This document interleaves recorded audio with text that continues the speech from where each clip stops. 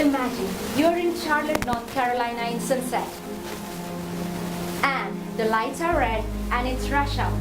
The lights turn from red to green. But you no longer know what green means. You are thinking to yourself, what am I supposed to do? People are honking and suddenly you realize, oh God, green means go.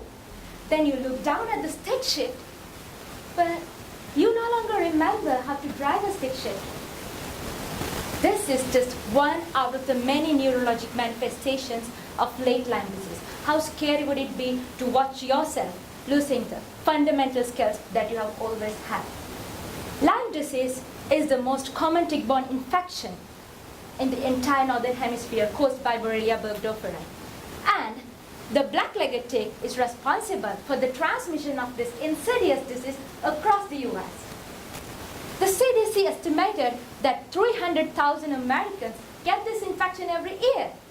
The more common the disease, the less attention paid to documenting the cases, which makes underreporting a severe issue in talking about the spread of Lyme disease. But a recent study has shown that the blood work on dogs can be used as an alternative to human surveillance of Lyme disease. Here is where my research comes into play. I evaluated a comprehensive national database which documented infection with and exposure to Borrelia burgdorferi, the pathogen. The maps on the right shows the output of our most recent geographical analysis with some very attractive geographical trends. If you look while comparing the two maps from 2001 to 7 and 2013 to 17, you can say that the Midwest and the Northeast are converging at Indiana and Ohio. And with this finding, we can come to a conclusion that there is a southward and a westward spread of the Lyme disease endemic areas. So, the scientists argue this could be due to the expansion of tick habitats.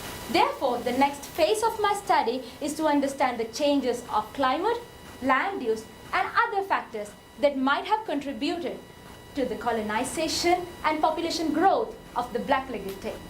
The next time you go on hiking, think about the new risks that might be awaiting to bug you. But if you know your maps well, you know the level of risk as well, don't you?